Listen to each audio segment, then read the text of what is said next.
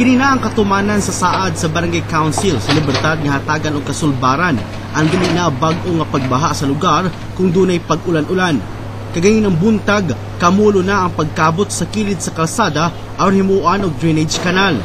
Hiniusang proyekto kini sa DPWH ug Barangay Libertad di na mga gamit sa konstruksyon sama sa culvert ug uban pa gikan sa maong ahensya o ang ekipong gamiton sa paghimo og drainage canal ug manpower gikan sa Barangay Council sa Libertad.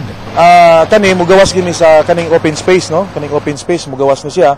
Pero pag ma-develop na pud ni, padayon gini padulong dito sa may sports complex nga mo cross dito sa kanang drainage padung sa bonbon kaniang suba.